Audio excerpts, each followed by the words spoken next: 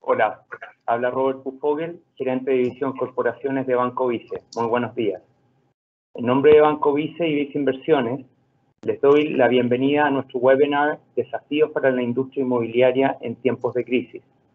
Hoy, junto a Felipe Laborde, gerente de Altos Patrimonios de Vice Inversiones, estaremos con Tomás Izquierdo, donde hablaremos acerca del impacto de la crisis en la economía y sus efectos sobre la industria inmobiliaria. Tomás Izquierdo es ingeniero comercial, mención en Economía de la Universidad de Chile, socio y gerente general de Consultora Géminis, miembro del Grupo de Política Monetaria, consultor y asesor estable de varias empresas en el sector público y privado, nacional y extranjero. Es director titular de la empresa Socobesa. Tomás, te damos la más cordial bienvenida. Les pido a todos los asistentes por canalizar sus preguntas a través del chat, que revisaremos al final de la presentación. Con esto te cedo la palabra a Tomás. Muchas gracias. Bueno, muchas gracias, Robert. Me imagino que más que nunca hay mucha incertidumbre hoy día. La crisis que estamos enfrentando no es una crisis habitual.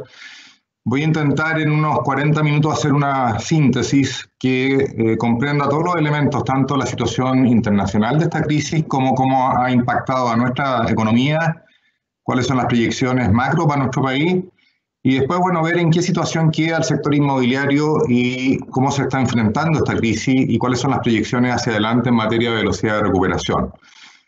Partamos entonces brevemente con el temario. Vamos a partir.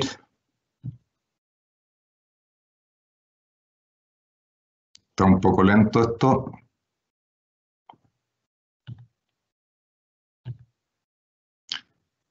Está apareciendo Murphy aquí, que justo ahora no está corriendo esto.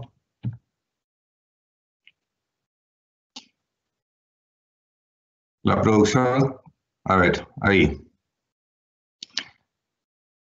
Bueno, ahí se desplegó y se desplegó la lámina completa. Lo que dice ahí es importante. No hay precedentes recientes comparables de esta crisis. Esto no tiene nada que ver con lo que fue la crisis subprime. Hay muchos elementos que la diferencian y uno podría buscar en el tiempo similitudes con lo que fue la Gran Depresión. No porque vaya a ser tan intensa, pero porque va a ser la más intensa desde la Gran Depresión de comienzo del siglo pasado. ¿Qué elementos hay que la diferencian de otras crisis? Primero, esto es una crisis que está afectando simultáneamente al mundo. Eso no es habitual. Normalmente las crisis tienen el origen en alguna zona del mundo, en algún país. Recordemos la crisis asiática, recordemos la crisis subprime que partió en Estados Unidos y después se replicó en Europa. En este caso, prácticamente al unísono la economía mundial completa está afectada por esta pandemia y con todo lo derivado de esta pandemia en materia de impacto sobre la oferta y la demanda. Y eso es importante también porque, a diferencia de otras crisis, aquí está simultáneamente también afectándose la capacidad de producción. Es una crisis de oferta, porque en una economía muy globalizada, donde las cadenas de valor están integradas entre distintos países, basta que algún país que provee insumos para la producción en otros países esté con problemas de abastecimiento, esté con problemas de producción, para que el resto de la cadena a nivel global también se vea afectada. Entonces hay un contagio por el lado de la cadena de suministro, hay un contagio por el lado de la oferta productiva a nivel global. Y un contagio muy fuerte por el lado de la demanda, asociado a las políticas sanitarias de cuarentenas, confinamiento, etcétera, que significa en la práctica congelar demanda en distintas industrias. Entonces, eso es atípico, es muy significativo y es un desafío enorme para las respuestas de política fiscal y monetaria, que no tienen que aplicarse en la forma tradicional y que tampoco tienen lamentablemente toda la efectividad que uno quisiera, porque cuando el costo del crédito es muy bajo, pero la persona no puede salir de su casa para materializar una compra producto de este bajo costo del crédito, bueno, el costo del crédito tampoco tiene el impacto que normalmente tendría. El foco de la política fiscal está en las transferencias más que en el gasto. El foco de la política monetaria, que ya bajó la tasa de interés a niveles cero o negativo, está más puesto en prever que haya liquidez y que el crédito llegue a los distintos sectores de la economía real. Ese es el foco principal hoy día.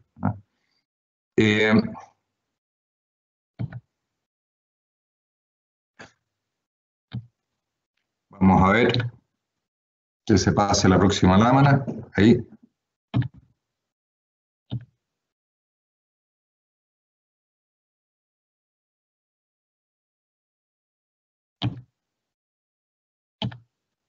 Se está pasando esto.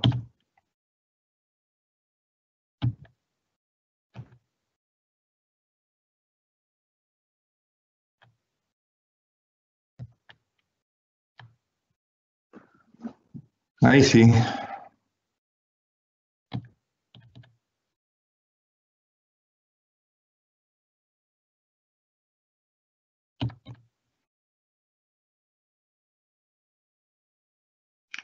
Bueno,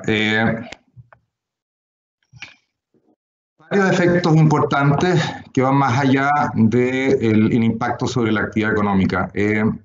A ver, primero, va a haber una corrección en el valor de los activos de varias industrias que están particularmente afectadas. Evidentemente la industria del transporte aéreo, y eso lo estamos viendo acá también, del turismo en general, la hotelería, los restaurantes. Todas esas industrias están mucho más impactadas por el hecho de los confinamientos y las restricciones que el grueso de las industrias. Por lo tanto, evidentemente, esas industrias van a tener un efecto en su valor más significativo, va a haber un cambio en el valor relativo de las distintas industrias que va a ser relevante. La situación fiscal se va a deteriorar en forma significativa a nivel global también. Cada economía está haciendo sus máximos esfuerzos en materia de política fiscal y eso significa que en unas circunstancias de recesión en que la recaudación se ve seriamente afectada y paralelamente el gasto se incrementa muy intensamente, el impacto de eso sobre las cuentas fiscales, sobre el nivel, la carga de deuda de cada uno de los países va a ser muy negativo. Y de esa perspectiva es interesante cuando pensamos en Chile. En Chile no estamos haciendo algo distinto que en el resto del mundo. El eventual deterioro, y de hecho se está produciendo en las proyecciones fiscales para Chile, son al unísono con el resto del mundo. Y de esa perspectiva, en términos relativos, Chile no está empeorando su situación o su fortaleza macroeconómica. Evidentemente, los países que están en situaciones macro previas más precarias van a tener un efecto mucho mayor. Probablemente vamos a ver un reflote de la inflación, de la inestabilidad política y el populismo en varias economías, algunas de ellas también economías latinoamericanas, y eso es inevitable cuando estos países no tienen la fortaleza como para usar responsablemente las políticas fiscal y monetarias. Va a aumentar la pobreza, va a aumentar la desigualdad, eso es un hecho sin duda. Y se pregunta uno, bueno, ¿va a haber cambios en la industria? Por supuesto que va a haber cambios. No sabemos con qué velocidad, pero sí sabemos que va a haber cambios. En la industria del retail ya veníamos desde hace un buen rato con cambios en lo que eran las cadenas, ¿cierto?, de abastecimiento para las personas en la última etapa, desde el comercio presencial hacia el comercio online. Ese proceso sin duda se ha acelerado, gente que no estaba habituada a ese canal lo está empezando a usar y se está acostumbrando. El turismo también, va a haber un periodo largo de tiempo hasta que el turismo vuelva a tener el nivel de actividad que tenía previo a la crisis. Todo el tema del teletrabajo, esto que estamos haciendo acá, significa que en definitiva la gente se da cuenta que puede hacer mucho más cosas por esta vía virtual de las que estaba acostumbrada, y eso probablemente va a tener un impacto en la estadía en las oficinas, en la demanda de metros cuadrados de oficina, probablemente en el transporte también. La industria de la salud va a ser más rentable y va a haber una presión social más fuerte por invertir más en salud producto de lo que ha sucedido. En educación nos estamos dando cuenta que también hay una serie de tareas que se pueden hacer en forma remota, en fin. Y también hay gente que piensa que se va a avanzar más rápidamente en el tema de cambiar hacia una producción más ecológica. Hay que ver, la economía mundial va a quedar bastante debilitada. Es caro hacer los cambios tecnológicos hacia una producción más ecológica, pero hay una presión social en ese sentido también. Lamentablemente en cada cambio de lámina estamos teniendo un delay ahí. Mire, mostrar algunos primeros, capaz que se nos salte algún gráfico, no tiene mayor importancia, algunos primeros datos duros de lo que está pasando en el mundo. Aquí está el PMI de bienes de consumo intermedio y de inversión. Miren la caída que ha tenido, es de una magnitud, la verdad, bastante inédita. Cuando nos vamos para los principales países, a ver, ahí está. Esto es generalizado. Hacia la izquierda quiere decir que el PMI está bajo 50, sobre 50 es expansivo. Si se dan cuenta ustedes, todos están bajo 50, el menos afectado es China, pero todas las economías que aparecen listadas ahí han tenido contracciones muy fuertes en sus órdenes de compra. Entrando en Estados Unidos brevemente, veamos el impacto de lo que ha sido en el mercado laboral. Los Estados Unidos ha sido realmente notable. Ahí están las órdenes de... Perdón, la solicitud de beneficio de desempleo.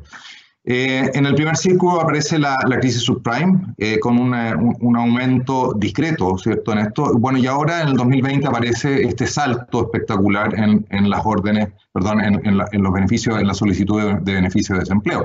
Es otro orden de magnitud, ¿eh? Aquí aparece semana a semana cómo ha ido evolucionando esto, y nos damos cuenta que en 2 meses se han perdido 40 millones de puestos de trabajo en Estados Unidos. Y eso evidentemente se traduce en este gráfico del desempleo, que es impresionante, que muestra, ¿cierto?, cómo pasamos de tasas de desempleo de pleno empleo, es decir, tasas por debajo del 4%, en un par de meses a tasas cercanas al 15%, y el dato que vamos a conocer mañana probablemente va a estar más cerca del 20% como tasa de desempleo para Estados Unidos. Eso es completamente inédito, ¿eh? Ahí está el PIB al primer trimestre, se corrigió a la baja, que cayó 5% el PIB al primer trimestre en Estados Unidos, y evidentemente el primer trimestre solo tuvo marzo seriamente afectado, y ni siquiera marzo completo. Entonces ustedes pueden comprender que lo que se viene va a ser bastante más intenso. Las proyecciones que hay para el segundo trimestre son de una caída del orden de 30% respecto al trimestre anterior anualizado. Eso significa una caída del orden de 12 a 15% en 12 meses. Eso es lo que se está hoy día estimando en Estados Unidos. Esto es lo que estima la Reserva Federal de Atlanta y el Blue Chip Consensus, que es una encuesta de economistas en Estados Unidos, ¿eh? Las proyecciones de crecimiento para Estados Unidos han sido revisadas. Yo nunca en 20, 25 años dedicados, ¿cierto?, a la asesoría económica había visto una corrección de esta magnitud en la proyección de crecimiento. Si ustedes piensan, hasta el mes de marzo se pensaba, la línea verde, que Estados Unidos este año crecía 1,6%. En 2 meses pasamos de 1,6 a menos 5,4%. Y mi impresión es que en la encuesta de junio, esto es Consensus Forecast, que es una encuesta global, probablemente va a haber una revisión adicional a la baja. Un elemento importante, la línea amarilla muestra la proyección para el próximo año. Y ustedes se fijan, este año cae 5,4, el próximo crecería 4,3. ¿Por qué es relevante esto? Porque cayendo 5,4, después de haber caído 5,4, volver a 4,3, crecer 4,3 no nos deja en el mismo lugar. Es decir, esto no va a ser una V corta, probablemente a fines del próximo año todavía no vamos a tener el nivel de actividad que teníamos a fines del año pasado en Estados Unidos. Y eso que se da en Estados Unidos se va a dar en general en las distintas economías del mundo. O sea, va a haber un delay en que se recuperan los niveles de actividad previos a la crisis, ¿eh? Para la zona euro, algo muy parecido, la caída es más intensa aún este año, 7,9%, y el crecimiento es de 6,2% para el próximo. No me cabe duda que este número sí que va a ser revisado más intensamente a la baja en la encuesta que aparece la próxima semana. ¿Y por qué? Porque ya sabemos las proyecciones que se están haciendo puntuales para algunos países. Italia, España están con proyecciones de caída de más de 10%, Europa probablemente va a caer más que eso, y también el próximo año no va a lograr recuperar todo lo que se cayó, ¿eh? China, bueno, este primer dato es notable al primer trimestre. Esto no es habitual en China.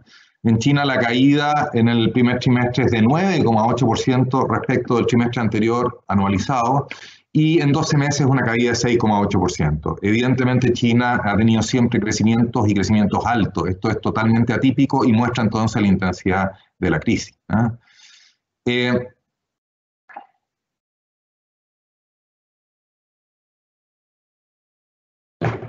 De nuevo hay un delay. Lo peor que puede pasar es que esto dure un poco más, pero no nos podemos saltar todas las láminas. Bueno, esto es importante.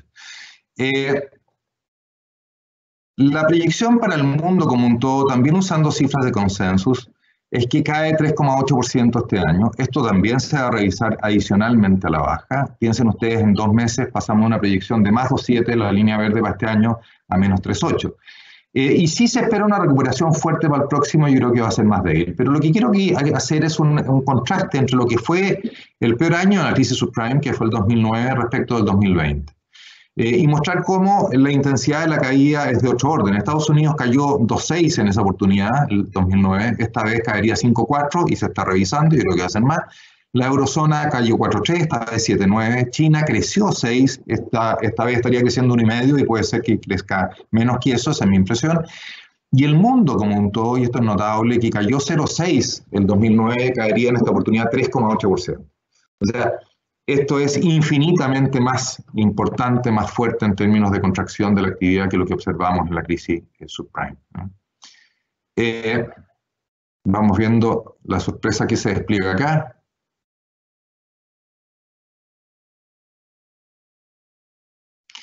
Bueno, para Chile se saltan láminas de repente, pero a lo mejor eso es un favor, porque lo más importante lo estoy diciendo. A ver, Chile normalmente ha sido muy afectada por los ciclos internacionales y evidentemente esta no es una excepción. Hay una recesión mundial fuerte, nuestros principales socios comerciales están fuertemente impactados, se conocían ayer cifras de comercio exterior, están cayendo violentamente las importaciones y las exportaciones. El único país en el que crecen algo las exportaciones es hacia China. Y por lo tanto, evidentemente hay un impacto negativo sobre nuestra actividad simplemente porque el comercio exterior se está afectando en forma directa. Pero además de eso, hay que destacar un elemento positivo. Normalmente, y vamos a ver después un gráfico, los términos de intercambio, la relación de precios de exportación e importación se deterioraban seriamente para las economías commodity, para Chile en particular. Quiere decir que los precios de los productos que nosotros exportábamos se caían violentamente y los precios de los productos que nosotros necesitábamos importar del resto del mundo no se caían con la misma intensidad o incluso no se caían. Y eso significaba que nos empobrecíamos. Eso era un shock sobre nuestro ingreso que evidentemente amplificaba el impacto sobre nuestra economía y tenía un fuerte efecto sobre el ingreso y sobre la capacidad de demanda. Eso en esta oportunidad no se está dando en esa intensidad, ¿eh? Vamos a ver, insisto, un gráfico donde muestra que los términos de intercambio están en un buen nivel y parecido a lo que estaba el año pasado, es decir, no hemos tenido ese efecto. ¿Por qué? Porque el precio del cobre está en niveles bastante buenos hoy día yo diría que el cobre está siendo usado como inversión, como reserva de valor y por el contrario, el precio del petróleo ha caído y eso significa que nuestros términos de intercambio no han tenido un deterioro importante. Internamente, la economía ya estaba muy afectada por el estallido social y entonces las expectativas estaban mal en el mercado laboral, se había deteriorado, la inversión estaba cayendo, el consumo estaba recién empezando a recuperarse. A eso se agrega entonces esta especie de congelamiento de la actividad producto de las cuarentenas. Pongo ahí un rango en que en forma parcial se va a ir, me imagino, alivianando las restricciones, pero entre marzo y septiembre vamos a estar afectados por restricciones, no me cabe ninguna duda. Y hay una duda respecto a si viene o no una nueva ola de contagio hacia fines de año, ojalá no. Como ustedes saben, en la gripe española fue la segunda ola la más compleja. Y hay un efecto segunda vuelta, porque esto es el primer impacto. El primer impacto es que se congela parte de la economía, eso tiene un efecto muy complejo sobre la actividad, muchas empresas quiebran lamentablemente y sobre los puestos de trabajo. Y después viene el segundo impacto, que es el efecto segunda vuelta. Bueno, ¿cuán debilitada queda la economía una vez que se acaban las restricciones sanitarias y queremos que vuelva a crecer? No es automático rehacer una empresa, no es automático recomponer, ¿cierto?, todos los puestos de trabajo que se perdieron y por lo tanto ese efecto va a replicar, vamos a ver después la proyección, el impacto en el tiempo. El escenario político tiene grados de incertidumbre importantes. Voy a reseñarlo porque es relevante dado que veníamos del estallido social. ¿Qué pasa en el escenario político post-COVID? Primero, ¿se posterga nuevamente el plebiscito? Por ahora es temprano para hacer una apuesta. Yo tengo la impresión que se va a hacer el plebiscito en octubre, entre otras cosas porque políticamente es costoso seguirlo chuteando para adelante. Se logra un acuerdo nacional, parece ser que va bien encaminado, esto lo vamos a hacer pronto porque los plazos se acaban de aquí a unos días. Sería muy importante, dadas las circunstancias de incertidumbre, dejar amarrado políticamente un acuerdo que involucre, ¿cierto?, tanto al mundo político, al ejecutivo, evidentemente, a los empresarios, a los trabajadores, para ir viendo cómo salimos de esta crisis, donde se ponga un techo al gasto público y que ese techo se vaya alcanzando en la medida que las circunstancias lo ameriten. ¿Va después de la pandemia, las restricciones sanitarias, a reaparecer la violencia, las grandes movilizaciones? No sabemos. Aquí hay gente que piensa que vamos a quedar todos vacunados, digamos, con esta crisis, vamos a estar todos buscando más bien la supervivencia en lo económico y por lo tanto no va a haber ese ánimo para las grandes movilizaciones. La visión más pesimista es que el aumento en la pobreza y en particular de la vulnerabilidad de la clase media sí o sí es una bomba de tiempo que va a generar más presión en lo social. Yo creo que las dos cosas tienen algo de verdad y yo creo que el carácter de las movilizaciones que observamos va a ser distinto. Y por de pronto ya hay una actitud del mundo político en general, yo diría, un poquito distinta, un poquito más comprometida con la crisis, en el sentido de que quienes miraban hacia el techo cuando estaban produciéndose estas grandes movilizaciones que terminaban en mucha violencia, hoy día yo los veo en una postura un poquito más comprometida, un poco más responsable en el mundo político en general. ¿Qué es lo que es un hecho hasta ahora? Hay una recuperación importante en el apoyo al gobierno. Hay un deterioro relativo hacia las posiciones más duras. Del PC y el Frente Amplio en las encuestas salen más castigados que otros sectores que son más dialogantes. Y por ahora no hemos tenido ni de violencia ni de desborde social en forma significativa. Hemos tenido algunos focos bastante acotados. Bueno, algunos datos ya son notables en materia del impacto sobre la actividad. Aquí están el índice de actividad del comercio del INE, con una caída de 31% en el dato de abril, es una caída realmente dramática. Las ventas de automóviles, 72%, 73% de caída. Las importaciones en todas sus formas, consumo, durables, intermedio y capital, también con caídas dramáticas, la más fuerte es durable sin duda. Y eso obviamente empieza a notarse en un daño a las expectativas económicas que también es significativo. Aquí está el INSE, sin la minería es muy errática y está como en un carril distinto. En el último dato de mayo rebotaron algo al alza, y están hoy día en 25 puntos las expectativas económicas, en circunstancias que 50 es normal. Pero ojo, si comparamos esta situación con la que vivimos en la crisis subprime, estamos por debajo del peor momento de la crisis subprime. Evidentemente, entonces se reconoce que este es un impacto mayor que en esa oportunidad sobre la economía. Por sectores, la industria en 33 puntos, muy bajo, aunque no es la peor. La minería en otro mundo, como dije, es muy positivo, me cuesta entenderlo. La construcción estaba en el nivel históricamente más bajo, rebotó algo, pero sigue en un nivel bajísimo, 8,8 puntos en 50 neutral. Y el comercio también rebotó, pero sigue muy bajo en 32, dos sectores particularmente afectados. Evidentemente, la industria exportadora está menos afectada, la minería está menos afectada, la construcción y el comercio, en cambio, están directamente afectados.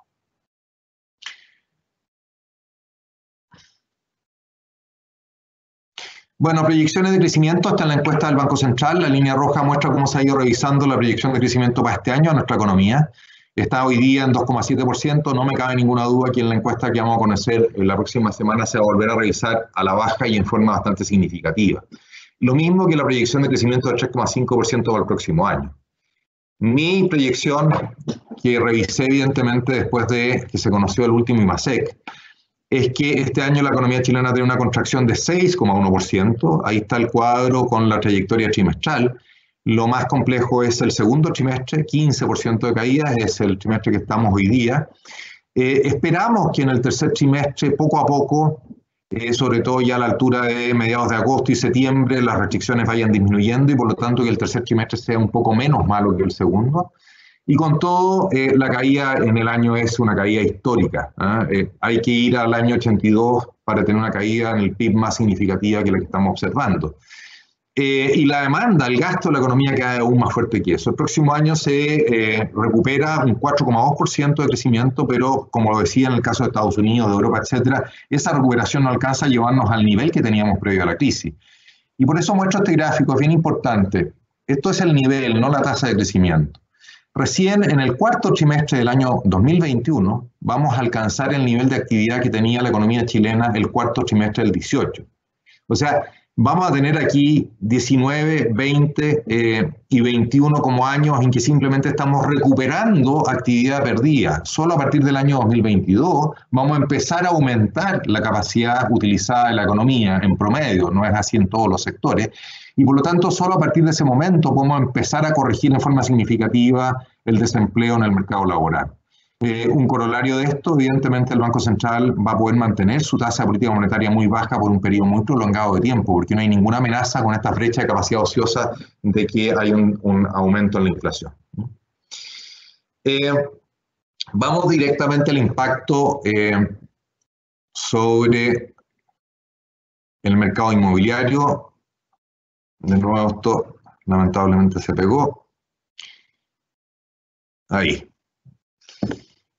A ver, en el corto plazo, ¿qué es lo que estamos observando en el mercado inmobiliario? Una caída de ventas dramática, inédita. Evidentemente, asociado a eso, un aumento en los stocks, un deterioro en la velocidad. Lamentablemente, como siempre sucede en estos casos, hay ajustes de precio, hay ajustes de márgenes. Es inevitable. Aquellos participantes de la industria que tienen menos espalda y que necesitan urgentemente liquidez, en el extremo se ven forzados a hacer descuentos importantes y eso termina afectando o contagiando al resto del mercado. Ha aumentado la tasa de desistimiento y eso es notorio y es significativo y es razonable porque muchas de esas promesas de compra están asociadas a estabilidad laboral y la estabilidad laboral hoy día no es un dato. Hay paralización de obras y eso está afectando masivamente porque, bueno, una fracción muy importante de donde están esas obras están hoy día en cuarentena. Una parte muy relevante de las ciudades están en cuarentena. La respuesta a la industria, bueno, se frenó la inversión, es obvio. Hay una prioridad por hacer caja. Se han activado las líneas de crédito, vamos a ver después las colocaciones y eso ya se registra. Se ha generado un apoyo logístico fuerte a las escrituraciones porque es ahí donde están los ingresos corrientes de las inmobiliarias. Recordemos que los ingresos de las inmobiliarias son con espejo retrovisor, vienen, ¿cierto?, de la escrituración producto de las ventas que se hicieron en los últimos 2 años. Y por lo tanto, si es que uno va normalizando el proceso de escrituración, esos ingresos se mantienen solo castigados, ¿cierto?, por los desistimientos. Hay evidentemente suspensión de puestos de trabajo directo en las obras. Algunos son transitorios y otros más permanentes, vamos a ver más después. Y se ha hecho un gran esfuerzo para activar canales virtuales de venta. Evidentemente la posibilidad de que la gente acuda a los proyectos ha ido desapareciendo y por lo tanto se está avanzando cada vez más en canales más potentes de venta online. La industria de la construcción está en una situación, yo diría, relativamente más frágil aún. ¿Y por qué? Porque no tiene los activos de respaldo, no tiene las viviendas que, aunque estén sin vender o desocupadas, bueno, son un activo importante de las inmobiliarias y tienen un daño tremendo del impacto de la paralización de las obras. La industria de la construcción además ya venía más frágil de tiempo atrás, digamos, y por lo tanto aquí hay un golpe adicional que es bien complejo. Ahora, evidentemente, la industria de la construcción va a ser favorecida el próximo año con los planes de estímulo para reactivar la economía. Entonces, bueno, probablemente el próximo año va a tener una recuperación importante. Bueno, vamos viendo algunos datos rápidamente de ventas. Aquí está la venta de departamentos, la línea roja, una caída muy pronunciada. Lo bueno es que los stocks ya habían venido cayendo desde antes. Entonces el impacto sobre el sobrestock o la velocidad de venta no es tan dramático, a pesar de que sí hay un incremento importante en los meses para agotar stock. Ahí está. En los meses para agotar stock, esto en promedio móvil ha pasado de niveles en torno bajo 20, digamos, a comienzo del año pasado, a niveles en promedio móvil de 27, en la punta más que eso, evidentemente. A nivel de viviendas en su conjunto, las casas estuvieron relativamente menos mal.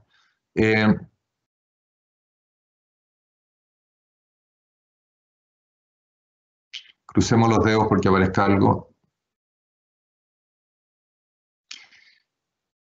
Ahí está. Ese es el total de viviendas a la baja, evidentemente. Lo mismo respecto a los stocks, ya venían corrigiéndose a la baja en forma relevante, pero con todo la velocidad evidentemente se ha afectado.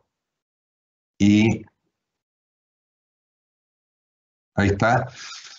Pasamos de niveles promedio de 17 meses a niveles de 20 meses. Insisto, las casas ellas hacen un aporte favorable. En el caso del departamento, el impacto de las ventas ha sido mayor porque todo lo que es venta de inversionista, que era una fracción cada vez mayor de las ventas de departamento, se frenó en una primera instancia y eso tuvo un efecto muy significativo. Bueno, otros indicadores, esto es hasta abril, el caso de TokTok, que está en unidades mostrando una caída sin vivienda de subsidio de 40,8%, es una caída acumulada de abril notable, obviamente en abril la caída es más fuerte aún. Y en el caso de las ventas en valor, en UF,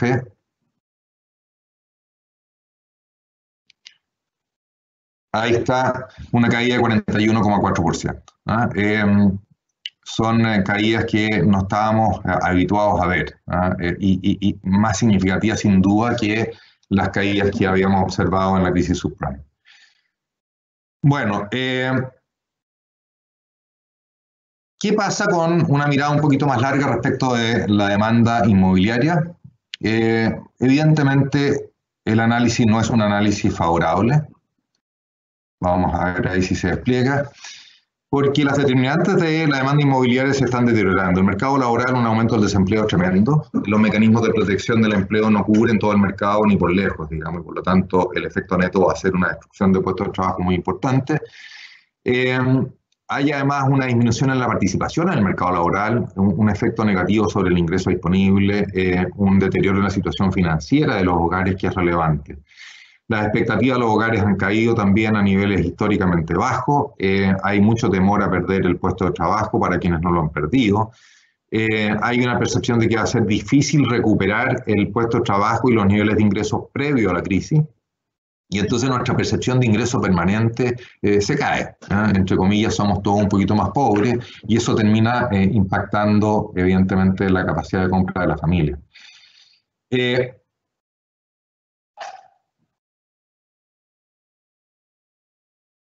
Vamos viendo rápidamente. Aquí está la encuesta de la Universidad de Chile de marzo. El salto en la tasa de desempleo es notable. Miren ustedes la comparación en la crisis subprime con esta crisis. Ya la pasamos y esto es marzo. Recordemos que en marzo solo tuvimos una quincena afectada.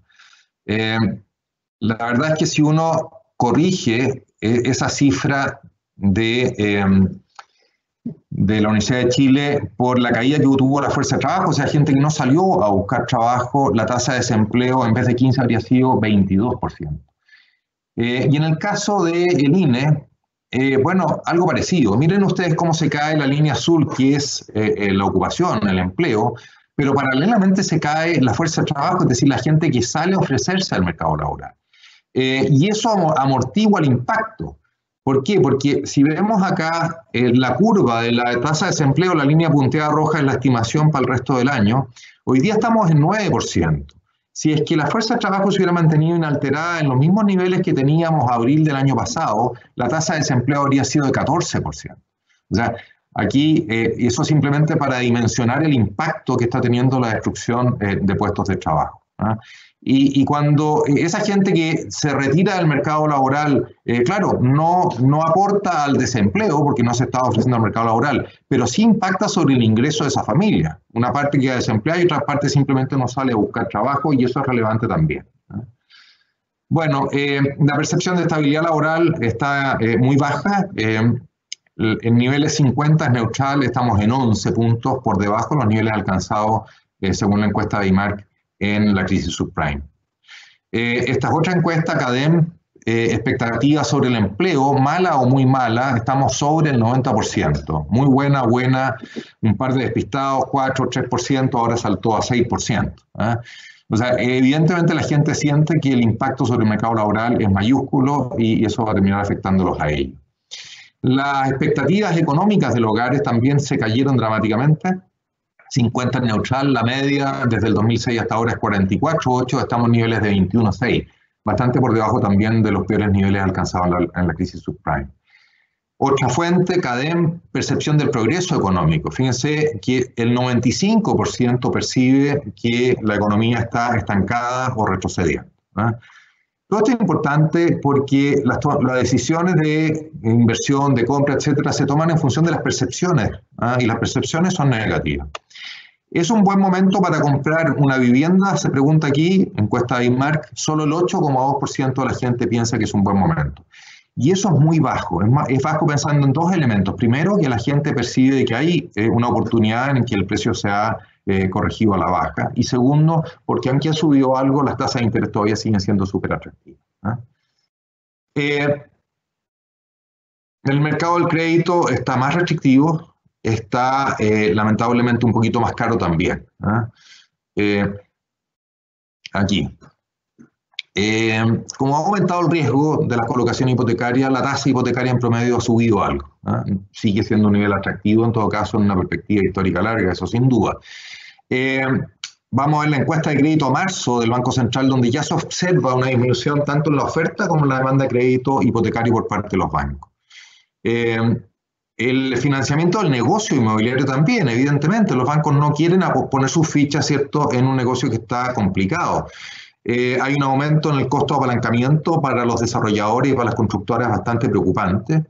Emitir deuda directa resulta muy caro y uno se pregunta, bueno, tienen que aparecer otros vehículos para financiar, ¿cierto?, a este sector que está transitoriamente afectado. Una posibilidad sería vender activos, en el caso de las inmobiliarias hay inversionistas institucionales con un pacto de retrocompra, con una tasa de interés que sería baja, ¿cierto?, y con esa opción de compra es una forma de hacer caja por parte, ¿cierto?, de la inmobiliaria. Otra cosa que se ha hablado, yo lo he mencionado ya en varias oportunidades, es la posibilidad de que el Banco Central, como lo está haciendo la Reserva Federal, salga a comprar directamente bonos corporativos al mercado. Es delicado, hay que modificar el reglamento, permitiría bajar el costo de apalancamiento para la economía real y para aquellas industrias más afectadas. Digámoslo en un ejemplo bien evidente. Si LATAM hubiera podido emitir bonos con tasas realmente atractivas, bueno, probablemente habría sido la forma más fácil de lograr liquidez y salir de esta crisis que está enfrentando. Pero el costo de apalancamiento de una emisión es tan exponencial que evidentemente no es posible hacerlo, sería una especie de salvavidas de plomo. Y de esa perspectiva, lo que ha hecho la Reserva Federal de Estados Unidos de comprar masivamente papeles de empresas de riesgo alto ha permitido que las tasas de apalancamiento para las distintas industrias se mantengan muy bajas. No digo que esto vaya a suceder, pero existe la posibilidad de avanzar en esa línea. No somos la Reserva Federal, no emitimos dólares, no somos la moneda, ¿cierto?, que manda en el mundo y por lo tanto no tenemos tampoco las espaldas como para hacer lo mismo que está haciendo la Fed, pero eventualmente es un tema que se podría discutir. Demanda de crédito, rápidamente, esta es la encuesta al primer trimestre. Se observa una caída en la demanda de crédito por parte de las inmobiliarias, se observa una caída en la demanda de crédito por parte de las constructoras. También una caída en la demanda de crédito de consumo y también una caída en la demanda de crédito hipotecario. Esto es una encuesta. Se le pregunta a los bancos, ¿ustedes están recibiendo más o menos solicitudes? ¿Están colocando más o menos? Y por el lado de la oferta de crédito, bueno, mucho más restrictivo para las inmobiliarias, mucho más restrictivo para las constructoras y también más restrictivo para el consumo y también más restrictivo para el crédito hipotecario. Eso es lo que se entrega en la encuesta. Ahora, esa es la encuesta. La realidad es lo que vamos a ver ahora, que son las colocaciones. Si es que lo podemos ver. Ahí están. No, ahí. No quieren aparecer las colocaciones.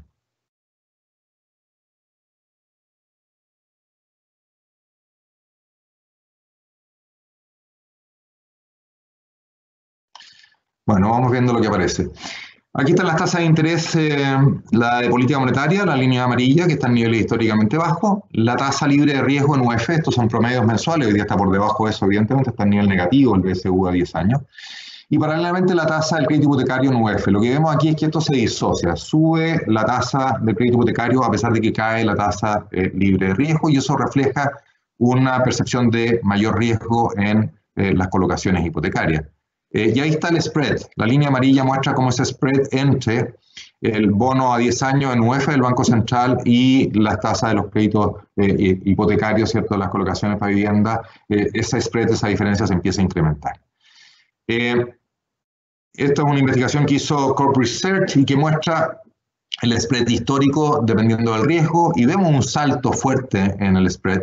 Ha retrocedido algo, incluso en empresas AAA y también en empresas AA. Y evidentemente, entre más riesgo, más fuerte el impacto. Las BBB, que se miden en el eje de la derecha, están con premios, ¿cierto?, de 800 a 1000 puntos. Llegó a ser de 1600 puntos. Las A se miden en el eje de la izquierda, el premio es algo menor. Y cuando nos vamos a industria específica, miren el caso del comercio. Estamos hablando de premios, ¿cierto?, de 840 puntos básicos. En la de alimentos es menos, los bancos mucho menos, y de bebidas también. Pero miren el caso del sector inmobiliario, estamos hablando de premios también cercanos a 350 puntos, y en general las distintas industrias, entre ellas las que más afectadas son evidentemente las que tienen mayores percepciones de riesgo y mayores costos adicionales de apalancamiento. Es en este escenario donde uno piensa, bueno, eventualmente una compra del Banco Central de títulos corporativos podría ayudar a contener esto.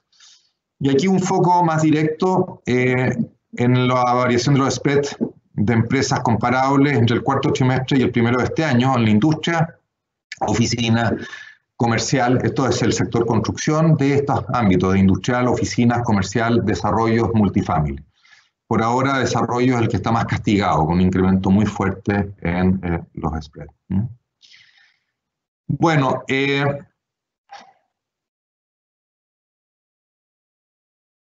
una mirada más larga, mediano y largo plazo. A ver, es bien importante entender de que entre más prolongado sea el ciclo de la actividad, mayor va a ser el impacto sobre el sector inmobiliario. Para que tengamos una idea, recién el año 2021 vamos a recuperar los niveles a fines del próximo año de actividad que tenía la economía chilena previo a la crisis. Hay mucha capacidad ociosa, hay mucho desempleo, ya lo dijimos. Las familias quedan más frágiles desde el punto de vista financiero, hay un efecto riqueza negativo, cae la percepción de ingreso permanente, todo eso ya lo dije. Y todo eso entonces alarga el impacto sobre la industria inmobiliaria. Vamos a ver después una comparación con el ciclo anterior. Hay temas regulatorios que son súper relevantes también.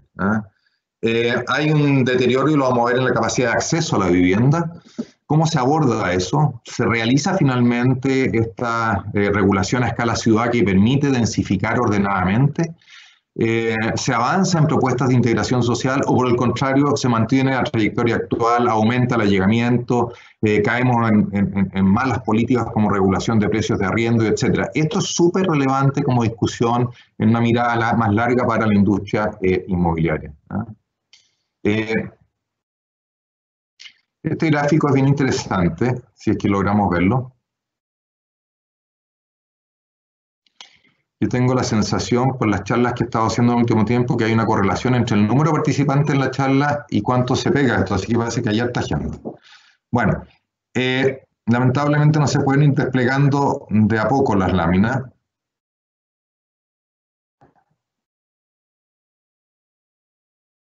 Y nos vamos a pasar un poco en el tiempo, pero bueno, no queda otro. La idea era ir desplegando esto de a poco para que fuera más didáctico, pero en definitiva, ahí aparece, está el IMASEC total, que es el PIB mensual, bendigo, y en promedio móvil, para que podamos tener una percepción de la trayectoria. Aparece primero el ciclo de la crisis subprime. El nivel de actividad que había en Chile previo a la crisis subprime, diciembre del 2008, se recupera en junio del 2010.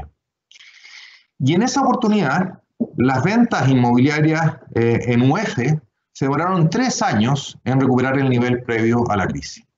En esta oportunidad, el nivel de PIB, de actividad que había en septiembre del 2019, se recupera en diciembre del 2022. O sea, no 18 meses como la vez pasada, sino que 39 meses. Y mi proyección apunta a que el nivel de ventas inmobiliarias en UF que teníamos previo a la crisis va a tardar 6 años en recuperarse. Y he visto otras proyecciones que son del mismo tenor, no crean que estoy siendo pesimista. Y es importante el cuadrito que ahí aparece para poder mirar en perspectiva cuánto más intensa es esta crisis. El 2009 el PIB chileno cayó 1%, sin embargo el 2010 y el 2011 creció 5,8% cada año. Ahora tenemos una caída de 6,1% este año y crecimientos de 4,2% y 3,3%.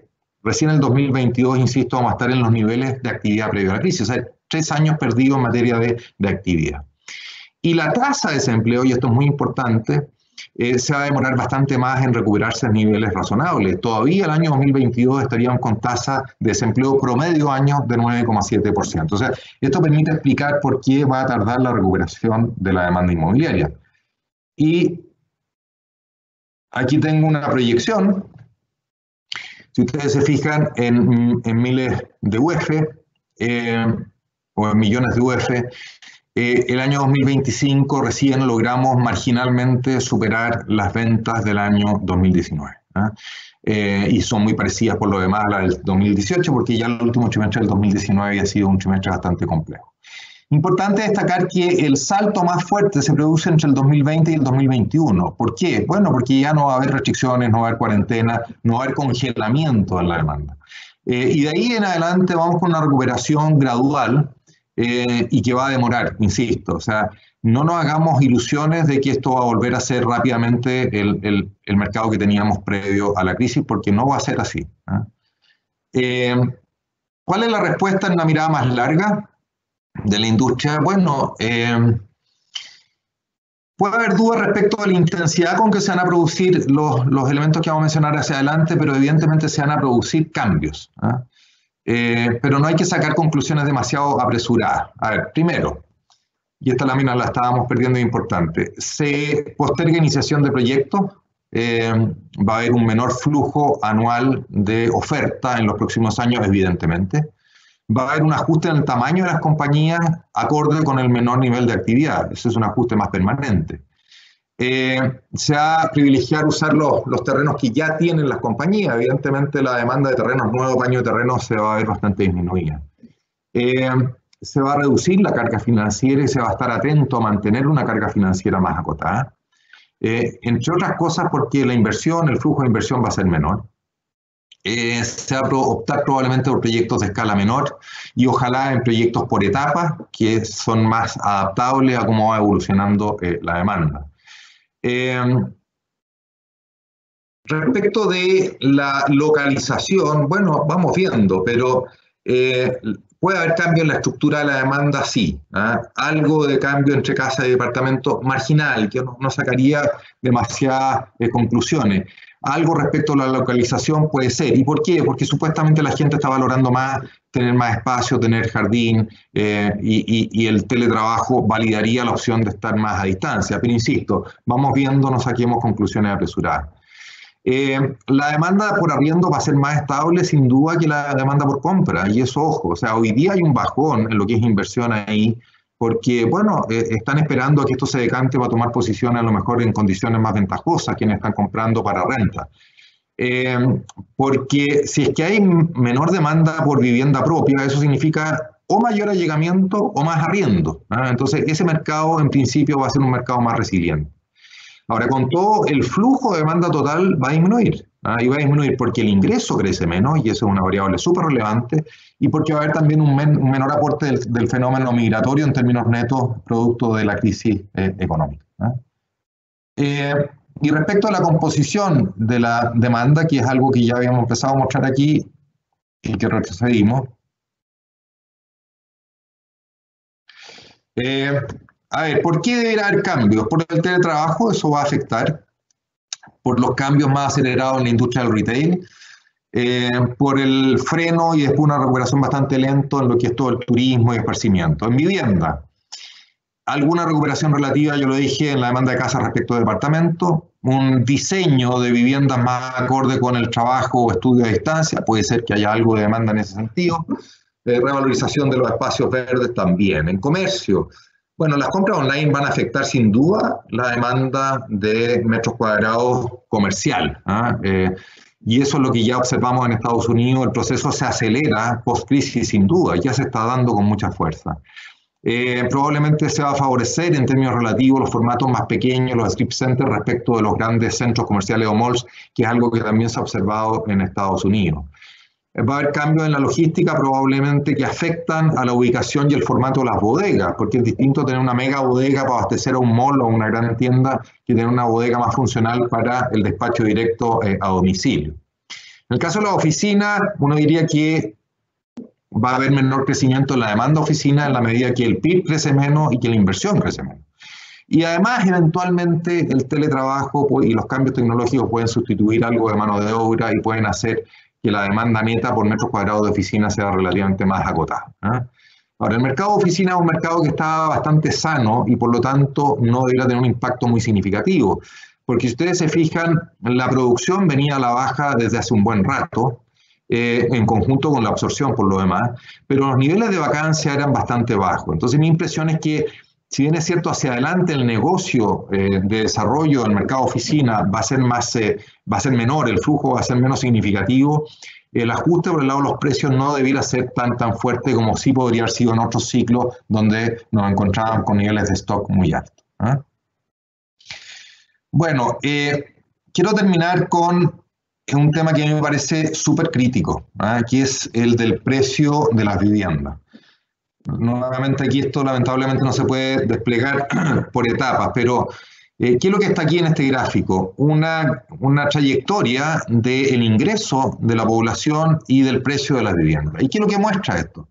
Bueno, que si nos vamos al periodo 2010-2019, que es donde se disocia en el gráfico las barras respecto de la mancha, el ingreso por habitante crece 19,9%, 20% acumulado, y el precio de las viviendas en ese mismo lapso crece 73%. O sea, si nos vamos a crecimientos promedio anual, mientras el ingreso por habitante crece 2,2% promedio, está cambiado ahí, el precio de las viviendas crece 6,3% promedio. Es decir, el precio de la vivienda sube casi 3 veces lo que sube el ingreso en velocidad. ¿Y qué significa eso? Bueno, y eso es hasta el 2019. El 2020, miren el impacto que hay sobre el ingreso, o sea, esto se disocia aún más. ¿Qué significa eso? Que el acceso a la vivienda es cada vez más complejo. Este es el gráfico que hace parecido, pero usando la variable remuneraciones reales, la Cámara Chilena de la Construcción, y también se produce esta disociación entre el índice de precio real de vivienda y el índice de remuneraciones reales a partir del año 2010. ¿Qué explica este aumento del precio de las viviendas? Se ha estudiado bastante. Lo más incidente del precio del suelo, y detrás del precio del suelo la regulación, el aumento en el tema normativo, los costos de edificación, el efecto del IVA, la demora en los permisos, etc. Hay una sumatoria de elementos que han hecho que la oferta sea más inelástica y que frente a aumentos en la demanda tengamos un impacto mayor sobre el precio. Lejos, insisto, lo más incidente aquí es que los cambios en los planes reguladores han ido contra la densificación y han encarecido entonces más aún el terreno en zonas consolidadas. Y eso es el elemento más importante que podría modificarse si es que hay cambios regulatorios. ¿Dónde estamos en este índice de acceso a la vivienda que está estimando la Cámara de la Construcción? El PIR, que es una relación entre el precio de la vivienda y el ingreso. Price Income Ratio. Bueno, el indicador está para Chile en 7,6. Eso es claramente negativo. Y ahí aparecen los rangos. Altamente no alcanzable de entre 4 y 5, moderadamente no alcanzable entre 3 y 4, alcanzable entre 2 y 3. Y nosotros estamos en 7,6, severamente no alcanzable, en niveles de Nueva Zelanda, Australia, en esos rangos y por sobre ellos, de hecho. Si hacemos una comparación más amplia por países, miren dónde estamos en el extremo izquierdo. Solo ciudades como Vancouver, que es conocida por lo cara, Melbourne, Los Ángeles, San Francisco, Toronto, son más caras en este indicador que Santiago de Chile. Este es un gran tema, es un tema que realmente genera preocupación, porque si vamos a terminar, en vez de resolviendo la razón de fondo, que es el tema regulatorio de ciudad, congelando precios, estamos con serios problemas e impactos sobre la industria. Evidentemente esto es mucho más serio en los segmentos más pobres, aquí está por deciles de ingresos. Y evidentemente los deciles más pobres, esto estalla hacia niveles completamente de loco, digamos, ni una posibilidad, y por eso es que la vivienda social tiene que cubrir por la vía de subsidios, ¿cierto?, a esos segmentos. Y si ustedes se fijan, desde el decil número 6 en adelante y hasta el número 8 sigue siendo muy cara la vivienda, muy difícil de lograr, ¿cierto?, acceder. El 70% de la población está en una situación, ¿cierto? ¿Cuál es el ratio aquí? ¿Cuál es el precio de una vivienda media en relación a un año completo de renta o de ingreso, perdón, de esa familia? Y esto nos pone entonces en una ubicación de hacer altamente inaccesible la vivienda para el 70% de la población. Y esto no es solo en Santiago, miren Temuco, miren Gran Concepción, La Serena, Gran Valparaíso. Es un temazo sobre el cual hay que seguir empujando para ir logrando avances, porque de verdad es un tema que puede ser crítico desde el punto de vista político. De hecho, el allegamiento, me tocó dirigir un estudio de eso el año pasado, que encargó la Cámara de Construcción está incrementándose fuertemente y una razón es esta misma. Bueno, nos pasamos en el tiempo. A ustedes les consta que en parte hay un tema tecnológico, pero estamos todavía antes de las 10 y me gustaría que lo tome la producción para dejar espacio para preguntas, tratar de recoger los temas que no se tocaron o profundizar en algún tema. Muchas gracias. Gracias, Tomás, por tu presentación. Gracias a todos por sus preguntas. Recibimos bastantes preguntas, Tomás, y las he agrupado por grandes temas. Te voy a dar los titulares para que te vayas preparando y después voy a ir a las preguntas específicas. Uno de los grandes temas es relacionado con las tasa hipotecaria, lo mencionaste en la presentación, y la inflación. Otro gran tema es el teletrabajo, que también lo cubriste, los precios inmobiliarios y por último la recuperación de la crisis y cómo salimos. Voy a partir con las tasas y la inflación. ¿Por qué a pesar de que el Banco Central bajó la tasa política monetaria un 0,5% anual nominal, que es la más baja histórica, ¿no es cierto? ¿Por qué los bancos no han podido bajar las tasas hipotecarias y también las de largo plazo? Y también relacionado al sector inmobiliario, ¿ves que la inflación se va a disparar, se va a contener, va a haber un proceso deflacionario? ¿Qué crees tú? Si podemos partir con esas dos grandes preguntas. Sí, a ver, partiendo por el tema inflacionario, es de tal magnitud la caída en el nivel de actividad y, por lo tanto, la brecha de capacidad ociosa que se va a generar, que mi impresión es que la inflación deja de ser tema por ahora. Aquí tenemos que todo el sector no transable, todo el sector servicio de la economía está con una contracción muy acentuada. Eso va a generar mucha mano de obra desocupada y eso es un factor de costos muy importante. Entonces los precios de los servicios en general, los bienes no transables, que representan prácticamente el 40% de la canasta del IPC, van a estar muy contenidos. Y el lado transable, los bienes importados, tenemos un doble efecto. Por un lado, los precios de los bienes importados también están a la baja. La inflación a nivel global está en niveles cercanos a cero, producto de que estamos en una recesión global. Y además, paralelamente y con más intensidad en los últimos días, estamos teniendo una corrección fuerte a la baja en el precio del dólar. Y ya habíamos tenido una corrección, aunque ha rebotado, sigue estando bajo el precio del petróleo con impacto sobre los combustibles. Entonces, desde el punto de vista inflacionario, y si yo estuviera en el Banco Central, y es lo que vamos a opinar en el Grupo de Política Monetaria en la próxima reunión, evidentemente hay espacio para mantener una tasa de política monetaria expansiva por un periodo largo de tiempo. O sea, yo difícilmente veo que antes de 18 o 24 meses más se esté planteando seriamente la posibilidad de subir la tasa de política monetaria.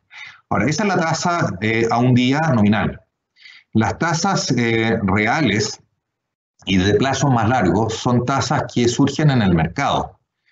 Y los mercados ponen el nivel a la tasa en función de la oferta y demanda que haya de liquidez a esos plazos.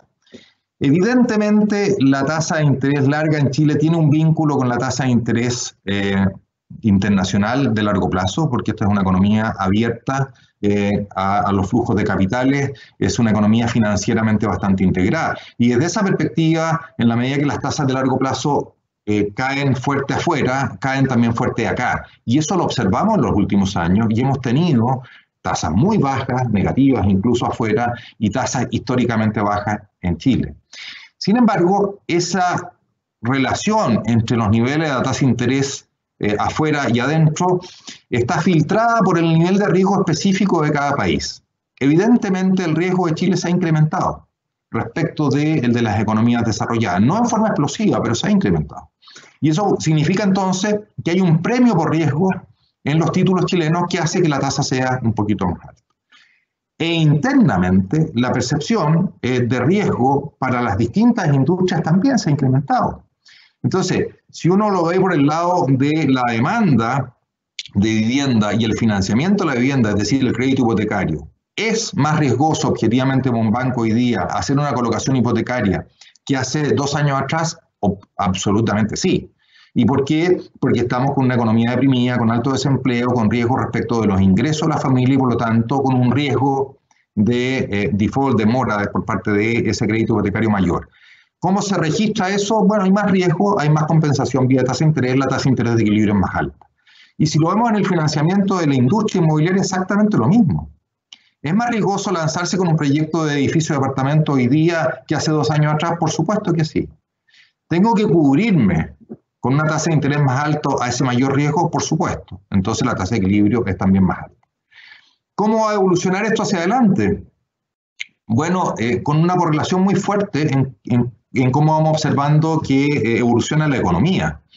En la medida que evidentemente la economía sale más rápido, en la medida que la economía chilena vuelve a mostrar, ¿cierto?, un potencial de crecimiento de mediano y largo plazo más alto, en la medida que el mercado laboral se recupera antes, todo eso ayuda, en la medida que la situación política se aquieta, ayuda a percibir a la economía chilena como una economía más sólida, menos riesgosa. Y eso se refleja a su vez en la tasa de interés. Pero va a tardar, ¿no? Evidentemente, esta situación de profundización de la crisis económica la vamos a tener en los próximos meses y por lo tanto la percepción de riesgo en las colocaciones va a seguir siendo alta y eso va a afectar evidentemente el costo de financiamiento. ¿Qué remedio habría para esto? Ya lo mencioné hace un rato atrás.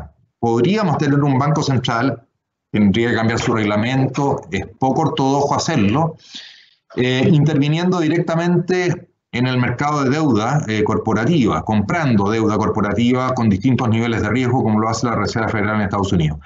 Eso sí impactaría el costo de financiamiento largo, pero no veo fácil que el Banco Central dé un paso de ese tipo, ¿eh? Y de hecho ya se ha mencionado el tema y los bancos de inversión de afuera han puesto una señal de alarma diciendo, ojo, no sé si sea prudente ir tan lejos al Banco Central. Pero esa podría ser una solución más de fondo.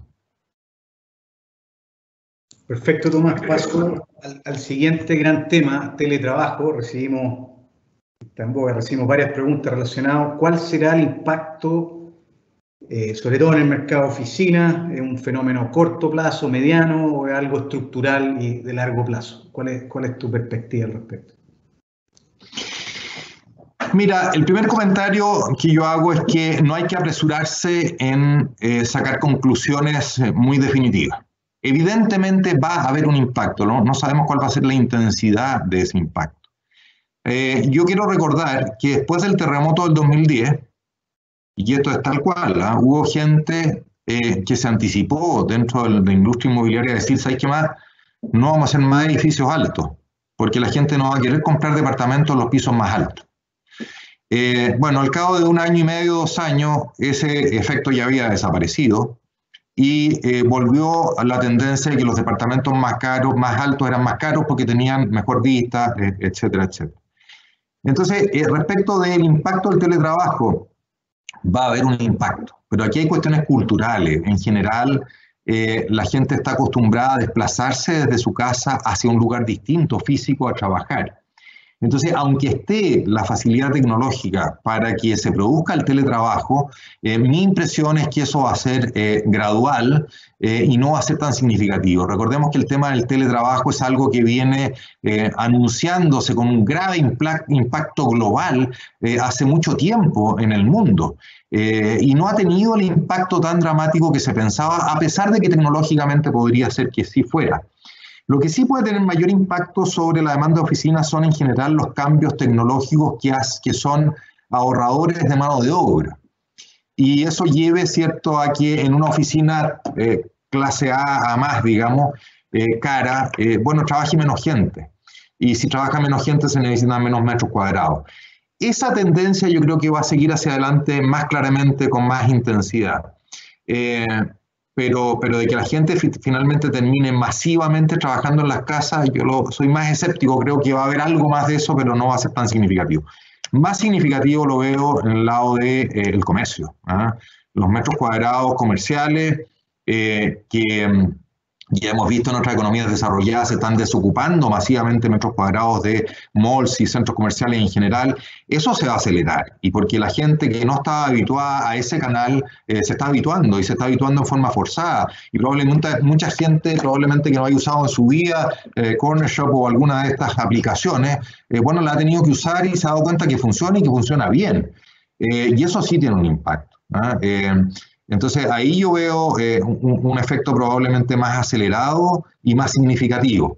Y lo mismo quizás también en el lado de las características y la localización de las viviendas, que no sé si puedan venir otras preguntas en torno a eso. Bueno, no, más que ubicación es sobre los precios, tanto de hecho tienen relación cuánto deberían caer los precios para llegar a un equilibrio y vienen tres preguntas relacionadas. Una es precios de oficina, en línea con lo que acabas de comentar del teletrabajo, oficinas A, de viviendas, que también lo tocaste en parte en la presentación, ya sea casa o departamento, y también el tema de los terrenos paños para desarrollar futuros proyectos. Diría son en esas tres clases de activos dentro del sector inmobiliario. Bueno, a ver, respecto a la oficina, lo dije, nos encontramos con un mercado sano. La vacancia era baja. El riesgo de que aquí hay un ajuste muy significativo a la baja en el precio de oficina es agotado. Evidentemente el flujo de demanda de oficina, y lo dije también, va a disminuir porque el PIB cae primero y después crece más lento. La demanda de oficina está muy indexada al crecimiento del PIB y en particular al crecimiento de la inversión. Y si es que estamos proyectando que el crecimiento tendencial de Chile va a ser un poquito más bajo, y yo creo que eso es así, mientras no cambien, digamos, fundamentos más de fondo, institucionales, políticos, etcétera, podemos prever de que va a ser un mercado que va a crecer más lento que lo que creció en promedio en los últimos años. Pero el ajuste de corto plazo en el precio va a haber ajuste de precio, pero no lo veo como un ajuste tan significativo, insisto, porque estábamos con un mercado relativamente sano. En el caso de la vivienda, bueno, hay submercados. Si uno dijera, bueno, ¿cuál es el mercado más afectado de la vivienda? La segunda vivienda. Siempre ha sido el mercado más sensible. Probablemente el mayor ajuste de precios se va a producir en el mercado de segunda vivienda. En el mercado de primera vivienda vamos a tener un impacto este año relevante en los precios, producto cierto de que se va a acumular stock que no fue vendido, por el confinamiento, por la situación de la crisis económica, por el impacto del mercado laboral, etc. Entonces, vamos a tener que licuar ese exceso de oferta respecto a demanda, y un elemento que ayuda a licuarlo, evidentemente, es una corrección en los precios, que se va a ir gatillando con más fuerza y va a decantarse probablemente hacia el tercer trimestre. ¿En qué sentido? Que probablemente los inversionistas van a esperar a que el precio llegue a su nivel más atractivo antes de empezar a tomar posición. Entonces, probablemente la mayor parte del impacto sobre el precio se va a dar de aquí a septiembre. Y de ahí para adelante se va a estabilizar. Y en el mediano y largo plazo, el precio de las viviendas en algún momento va a retomar una trayectoria de plusvalía que va a depender bastante del tema regulatorio de nuevo. Y por eso puse este tema, ¿cierto?, del costo de la vivienda, cómo se ha ido disociando el ingreso.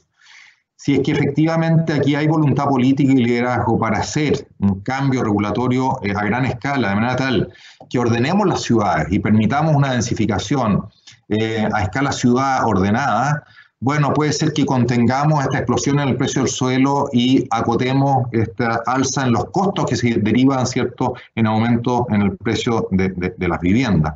Este es un tema muy crítico. Hasta ahora no se ha notado tanto, no ha sido tan crítico porque la tasa de financiamiento, el costo del crédito hipotecario ha caído en forma muy significativa en los últimos años, y eso ha sido un amortiguador. Pero la tasa del crédito no va a seguir cayendo y el precio del suelo no ha corregido a la baja. Entonces ahí hay un tema regulatorio y un tema mayúsculo. Es importante en todo caso tener en cuenta que siempre hay un mecanismo de regulación natural respecto del precio del suelo en las zonas más consolidadas, que es la posibilidad del desarrollo por la vía de suburbios conectados. Está la teoría esta del acordeón. Finalmente, cuando el precio del suelo y de las viviendas en las zonas más consolidadas sube demasiado, bueno, evidentemente la gente está dispuesta a irse más lejos para tener una vivienda más económica y de mejores condiciones, mayor tamaño, con acceso a áreas verdes, etcétera, etcétera. Entonces, el límite al precio de la vivienda está en la capacidad de compra, por un lado, y en la posibilidad siempre de que la demanda se arranque, el acordeón, ¿cierto?, hacia la periferia. Y eso también va a contener. Pero a la pregunta, un ajuste violento a la baja, puede ser de más de 10%, hasta 15% en algunos submercados de aquí a septiembre, después cierta estabilidad y después se retoma nuevamente plusvalía y dependiendo mucho de cómo sea el manejo político regulatorio hacia adelante. Gracias, Tomás. El otro tema es la recuperación, ¿no es cierto?, de esta crisis. Sobre todo respecto a otras crisis mundiales, se nos viene a la mente la del 2008-2009, que era la subprime inmobiliaria en Estados Unidos, que fue hace 12 años, o una que nos afectó mucho más, fue la del año 1982 en Chile, ¿no es cierto?, y ahí el desempleo y el producto cayeron bastante fuerte. ¿Cómo ves esta crisis? ¿La ves más rápido, más lento? Te diría que en esa, sé que lo comentaste, pero si puedes ahondar un poco más en eso. Sí, mira, a ver, lo primero, no la veo en la intensidad de la crisis del 82 al 83. El 82 el PIB cayó, si mal no recuerdo, 14%, el 83 cayó otro 3%, digamos. No es el caso de esta crisis. Esta crisis significa este año una caída importante que puede ser que la revisemos incluso más allá del 6,1% que les entregué. Pero el próximo año nadie duda que va a haber una recuperación parcial de todo lo que cayó la actividad este año. Y probablemente a partir del año 2022 ya vamos a estar en niveles de actividad superiores. Para que tengan una referencia, en la crisis del 82, recién el año 87 se logró recuperar el nivel de actividad que había el año 82, o el 81, digamos. O sea, ahí tuvimos más de 5 años perdidos, y el mercado laboral además en una situación crítica con un nivel de desempleo altísimo. No va a ser el caso. Pero tampoco esto va a ser una super B corta en que desenchufamos la economía por las cuarentenas y todas las medidas, ¿cierto?, contra la pandemia, la volvemos a enchufar y aquí no ha pasado nada. Y ya lo dije, porque aquí se están destruyendo muchas empresas. Además, y toco el tema, digamos, es un tema sensible, aquí hay un cierto ideologismo que ha hecho una discriminación en contra de las grandes empresas, y eso es una gran torpeza. ¿Y por qué? Porque las grandes empresas son estratégicas. Y cuando uno tiene grandes empresas que han sido rentables, que han crecido, que son solventes, que son líderes a nivel incluso global, y por un tema ideológico no se les quiere ayudar en circunstancias que están con problemas por razones completamente exógenas a lo que es la capacidad de administración de esas empresas.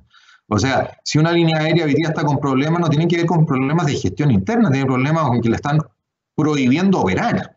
Bueno, a mí me parece que eso es gravísimo. Y eso genera un riesgo aún mayor, y es que grandes empresas que tienen un impacto muy significativo sobre el empleo, que tienen un impacto muy significativo en el aporte al PIB, y que tienen un efecto de demanda derivada de un montón de otras empresas que dependen de esa empresa, terminan cayendo, bueno, se amplifica la crisis. De ahí toda esta discusión respecto de con qué intensidad hay que gastar. Si nos quedamos cortos en el gasto, apoyando al sistema productivo y a las personas, vamos a profundizar la quiebra y la pérdida de puestos de trabajo, y más nos va a costar salir adelante. Y esa perspectiva es un hecho que en materia fiscal vamos a tener que desordenarnos este año de verdad, vamos a tener un déficit fiscal de más del 12% del PIB, y el próximo año también. Y recién el año 2022 empezar a preocuparnos de retomar ciertos equilibrios. Y aquí es importante una cosa. Esto es global, o sea, no es Chile que se está chasconeando, es el mundo que está haciendo un gran esfuerzo en materia fiscal. Y me detengo un segundo ahí. En la foto Chile está bien parado en el manejo respecto sanitario, respecto a la pandemia, está bien parado en que tenía una fortaleza macro importante, incluso comparado con algunas economías desarrolladas en materia fiscal. Está bien parado en que ha tenido una respuesta de política económica, fiscal y monetaria, y yo diría bastante buena. Quizás en lo fiscal falte todavía algo más y vamos a conocer más medidas en los próximos días asociadas a este acuerdo político. Pero en definitiva, el contraste entre lo que era Chile post-estallido social, muy castigado en relación al resto del mundo, respecto de hoy día, es positivo. ¿En qué sentido? El tema político yo diría que ha ido perdiendo amenaza y paralelamente han ido apareciendo ciertas fortalezas de Chile relativas a otras economías emergentes, a economías commodity, economías latinoamericanas, etc. ¿Y cuál es el mejor reflejo de eso? El tipo cambio.